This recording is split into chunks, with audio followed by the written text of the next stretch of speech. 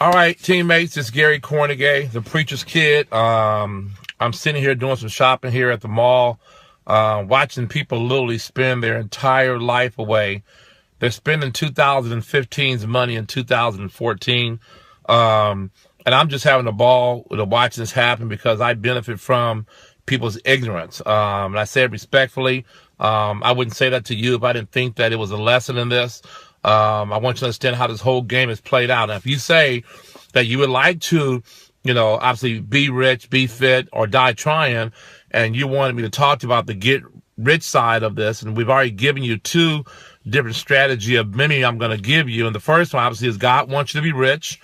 Just recap what we talked about last time. The second is if you want to be successful, you cannot have a dislike for people that are already successful or at least going after success. I see that happen so many times where people start out their own business and they go out doing what other people have never done before, maybe in their family or in their environment or their culture, and immediately get ridiculed by the people that are close to them, and they don't understand why that's going on. So my message to you guys that are going after it and not letting things happen to you, but making things happen, stay the course. It's going to happen for you at some point.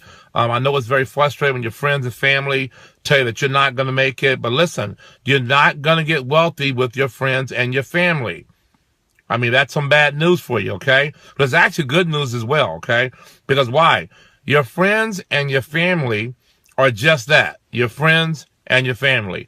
And the minute you start mixing business with your friends and family, in most cases, there are some, rare scenarios where family work together in business and there's no problem. But in most cases, if you started your own barbershop and your friends came into the barbershop, are they going to give you more than what you asked for? Or are they going to ask for something complimentary or for free?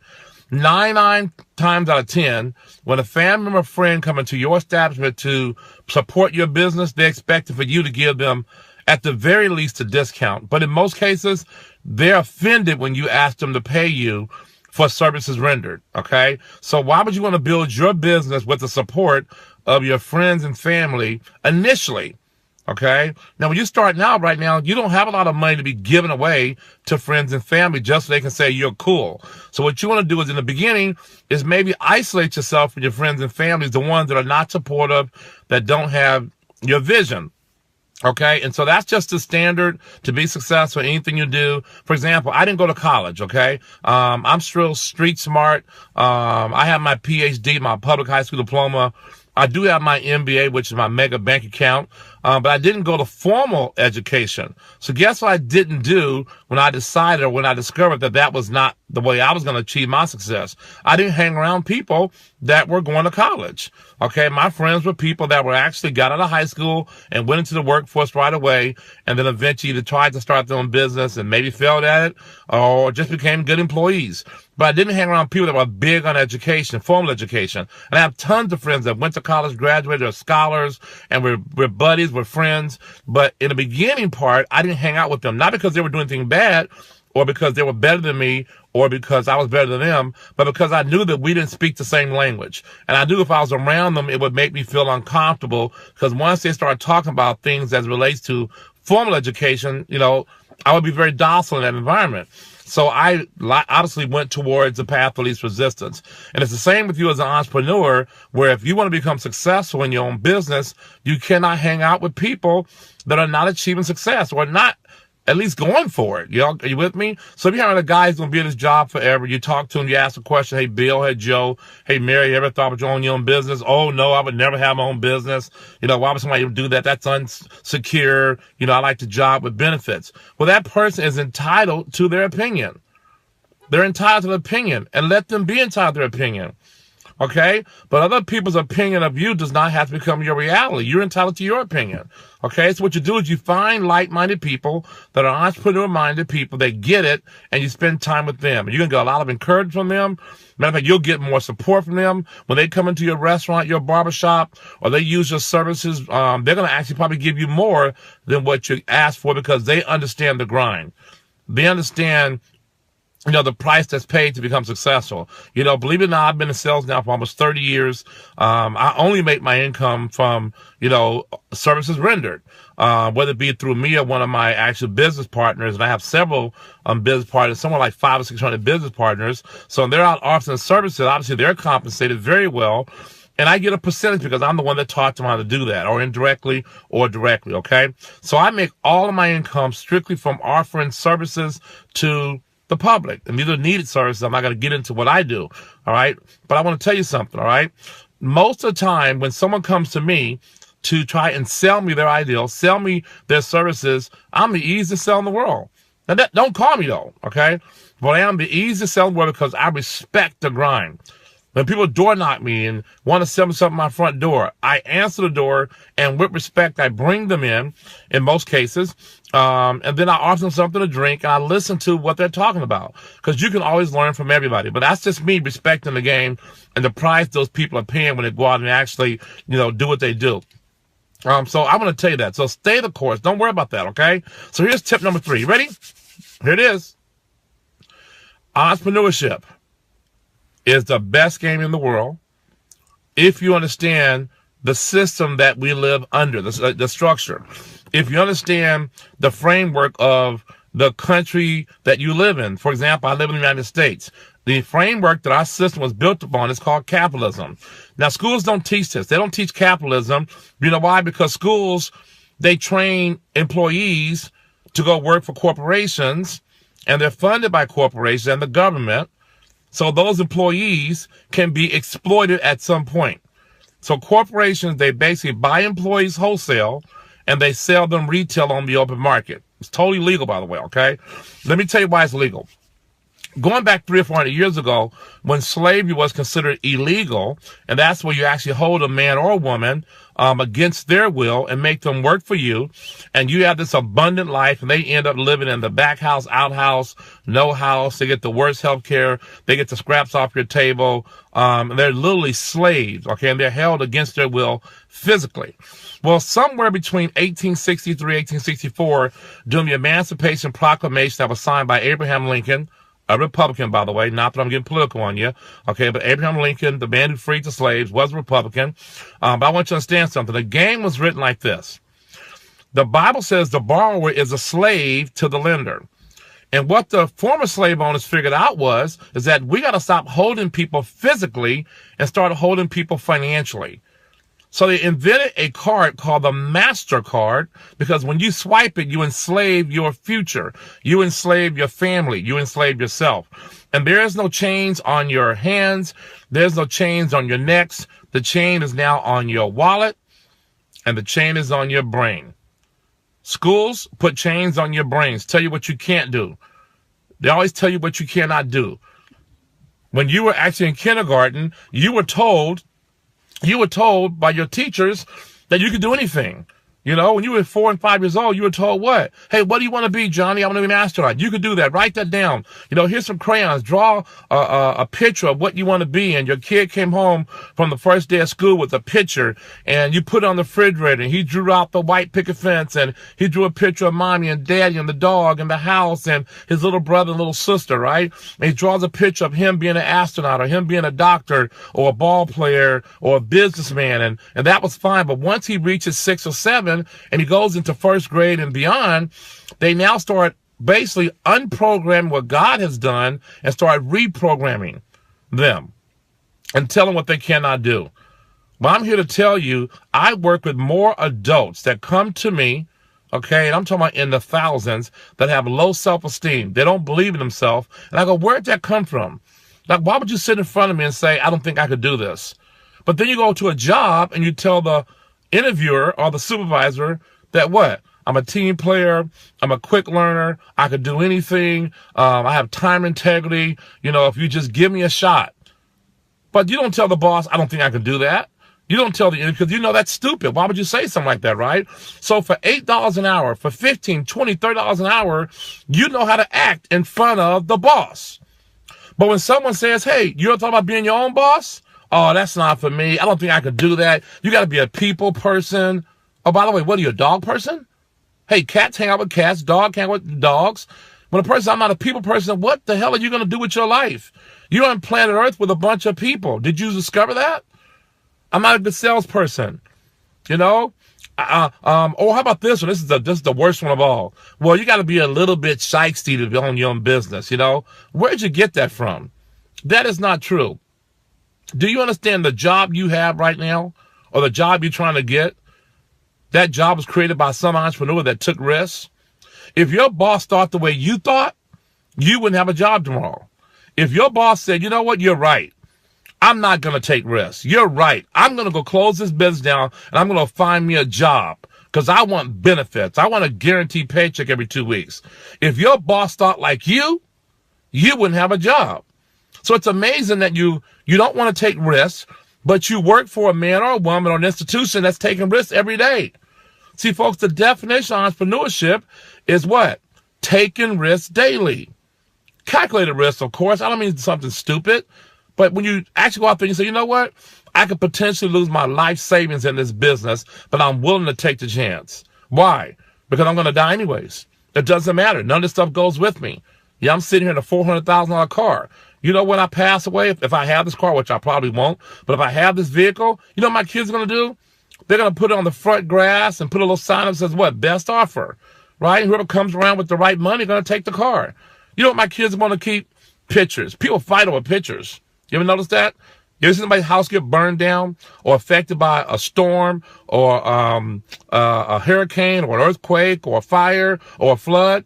And you see those families when they go back to the rubbish where their house is just basically gone, it's splinters, and they're crying when they see a picture. They go, oh my God, there's a picture. And they want the pictures.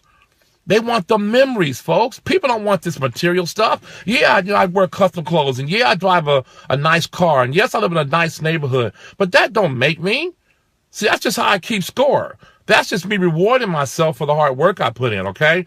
But I can tell you this. Thousands of people are benefiting from the fact that I like nice stuff. Because I can't get nice stuff unless I offer a service. Get it? I can't have the lifestyle I have unless I offer a product or a service that's beneficial to somebody.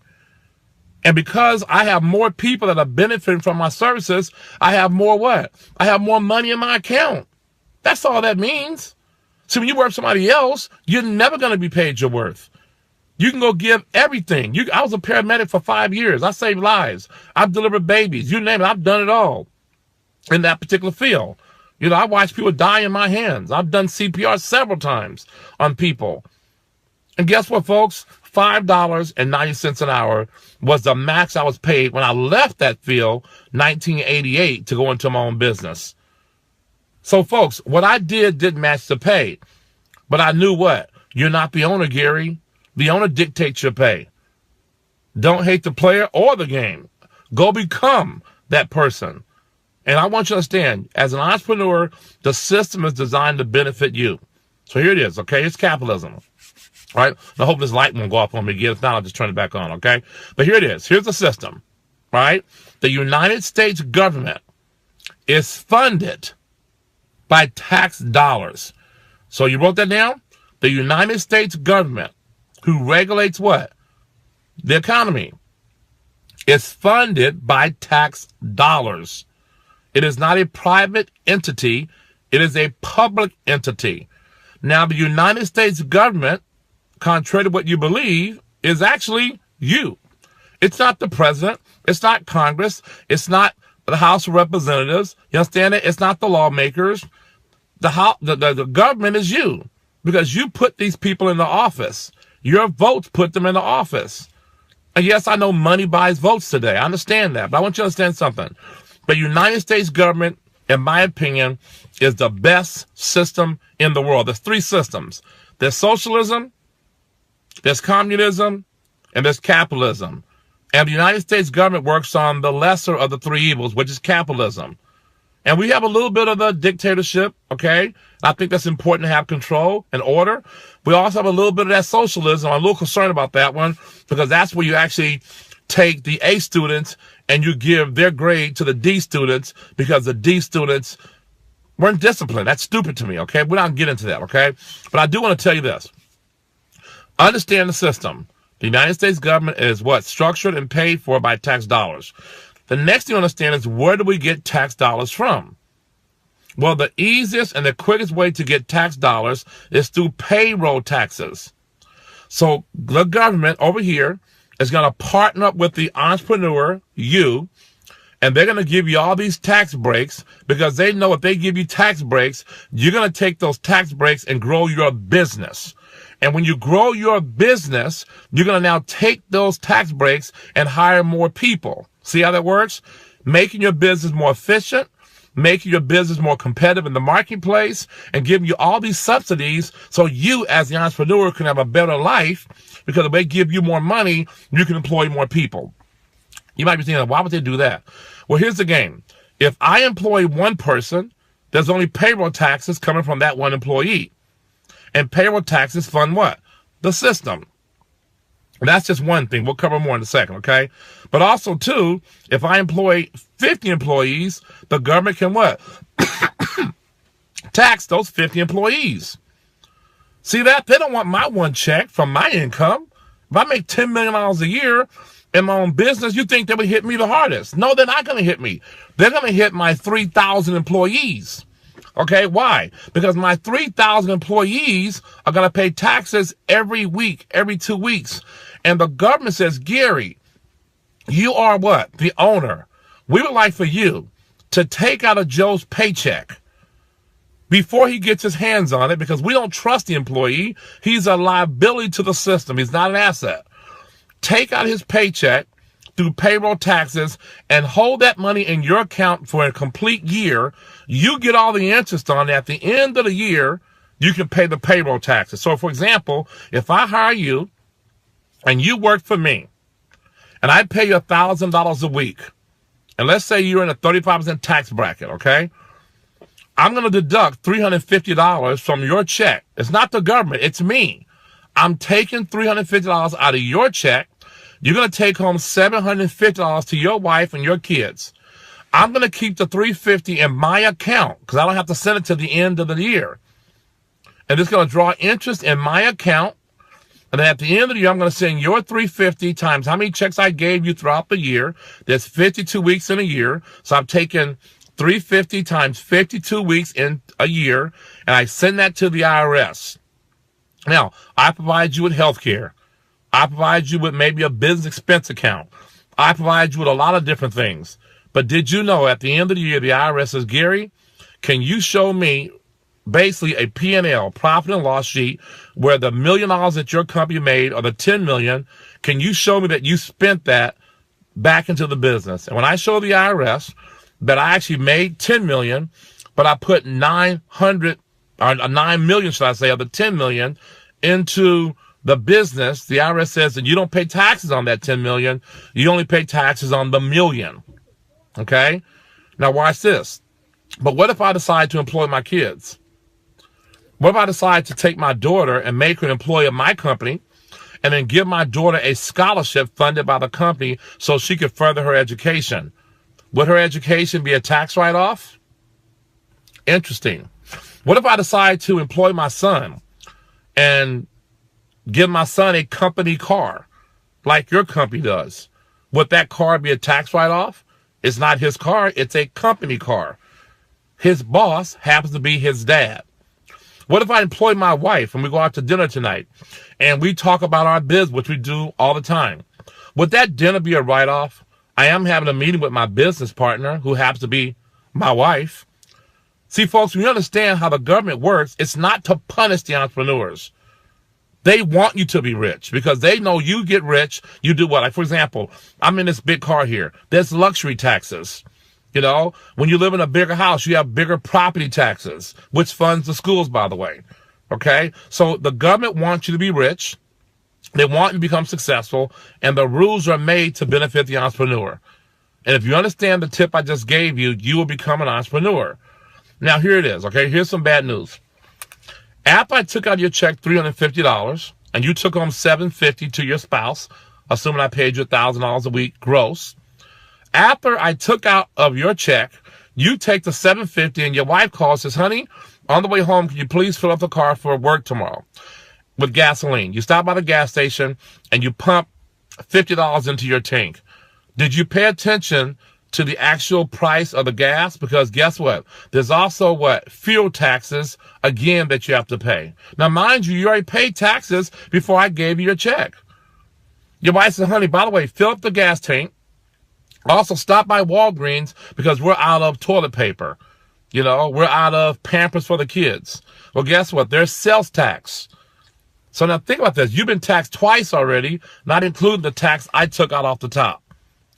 You come home, your wife says, honey, what do you have left? Well, baby, I stopped by Walmart. I also stopped by the gas station. I got some gas as well. It's okay, great. Give me the checks. So you give your wife what's left over. Let's say you have left over $690, all right, after you put gas in the car and stop by and get some toilet paper. Your wife takes the $600 and says, okay, honey, it's time to pay the bills. So now she pays your cell phone bill, right? She pays your electric bill, your gas bill, and your home phone bill, and your cable TV bill, right? Because bills have to be paid. Look at the bill, folks. There's utility taxes on the same exact bill. You've been taxed again. That's your fifth tax. Then go on. Your wife says, honey, okay, it's time to pay the mortgage, right? Guess what? You have property taxes embedded into your mortgage. You just paid taxes 6 times. Folks, you say, well, I'm starting saving money. I want to send my kids to college. I'm going to put money in investment, which I think you should do that. But guess what? There's capital gain taxes. Because you put in $50 a month, you're junior to go to college, and all of a sudden $50 a month, $600 a year, you make a profit of 10%. Let's say you have a profit of $60 on your $600. Well, that's what? That's a capital gains. You pay taxes on that $60. Folks, what I'm telling you is the biggest pimp game in the world. Okay, I know I used a really tough word there. The biggest pimp game in the world is an employee. That's right, folks. Slavery is still alive. Slavery is still going. As a matter of fact, it's now even better because why? No one is thinking it's slavery. It's called debt. It's called debt. And it's not based on skin color anymore. I do believe there is some racism that still exists. We see it all the time. But folks, there's classism. You understand that? There's classism. Think about this, folks. During the Great Depression, so what, 6-7 years ago, in 2000, it started in 2007. Okay, so actually 6-7 years ago, when the Great Depression hit the world, for that matter, if you wanted to get out of your loan on your home, if you want to modify that loan and lower your interest rate and lower your payment so you can keep your house, did you know that you have to claim broke? There was no plan from the government to help out the people in the middle. See, we have systems to help our poor. Our poorest people in the United States are some of the richest people in the world because 50% of the world lives on $1 a day. 50% of the world makes $365 a year. So our poorest person gets Section 8. I have an actual client, okay, or tenant, if I can use that word, that stays in one of my properties, okay?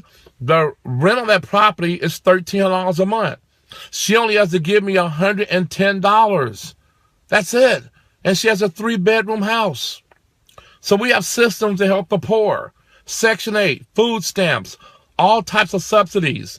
Their kids get to go to college basically for free because tax dollars pay for those people. Then you have the wealthy 1%. They don't need our money, right? Because they're the ones that create the money supply and they control it. But then you got that middle class and that lower middle class. We call that the working poor. The working poor. What a title. You get up at 5 o'clock in the morning to be to work at 7 o'clock in the morning, to get back home at 7 o'clock at night. And at the end of the month, you have more month left at the end of your money. Folks, I'm not saying go be poor. I'm saying find a way to get rich. Find a way to get rich. Find a way to get wealthy. That's all I'm telling you. And in this country, you could do it. But you got to change your thinking. Stop listening to broke people. Rule number 1, never listen to anyone who's more messed up than you. And I don't care if it's your parents. I'm sorry to say that. Okay? But if they knew how to be better off, they'd be better off. Nobody wants to be broke. Even though you hear people say that, money's not everything. Oh, yeah, give me yours. Why are you always asking for it? Why are you always complaining about it? And money is not everything, but it's right there next to air, right? You ever lost some money? You ever misplaced some money? It could be $5. What happens to your energy? Does it go up or does it go down? Do you get a little angry, upset, frustrated? You lost $10. Do you go, oh, it's just $10? You do what? You tear the house up for that. Folks, I dropped a quarter on the side of my seat one time, and I had to pull over. I'm looking for that quarter. You know what I'm talking about. I want that quarter. So I'm telling you is money is not everything. It's just how we keep score. So my advice to you in the last 25 minutes, go start your own business. Okay? Don't quit your job. Okay? Do what you got to do. Get that paycheck. And then take that paycheck and fund your own business. America wants you to be an entrepreneur. We're getting our butts kicked right now by China. Because why? We have no entrepreneurs. Schools have beat up entrepreneurs. Schools have talked down about entrepreneurship. School teachers are telling kids, go to school, get an education, get a good job. But you can't get a good job if there's no job. You be telling kids, go to school, get an education, start your own business. Whatever happened to that? That's what made this country great. Somehow we got off track. So do what you need to do. You're going to make it happen. I'm here to help you. You're not going to fail. You're not going to fail. I will not let you fail. I'll see you at the top because the bottom is too crowded, baby. It's too crowded. Let's go. We can make this happen. Our family is dependent on us. Our country needs us. The next generation needs us to win. Go freaking win. And stop following me on Facebook if you ain't going to follow my directions. Go win. Stop making excuses about your skin color, your lack of education, your financial situation. Stop using God as an excuse. God has nothing to do with broke. He has nothing to do with struggling. He don't condone it. There's nowhere in the Bible where he says you have to be broke. Mother Teresa, one of the most meekest women on planet Earth, was known for being around the poor and living amongst the poor and spending time with the disenfranchised and work with the sick and the needy and the shut-in. When she died, she was worth $500 million, and Mother Teresa had her own jet, and she had people working for her on payroll. Get that out of your head that you have to be poor to be a Christian. There's nothing in the Bible that says that. And if there's any pastor, priest, or any spiritual leader, call me up and tell me where in the Bible it says it's okay to be broke. It's not okay to be broke. You understand when you're broke, you're vulnerable, you take shortcuts. The most honest person starts thinking about stealing and cheating on their taxes. See, folks, you could win. Go win. You could do this. Call me if you want to win. Facebook me if you want to win. We'll find a way to make it happen, okay? I love you, and I'll see you at the top. God bless you. Bye-bye.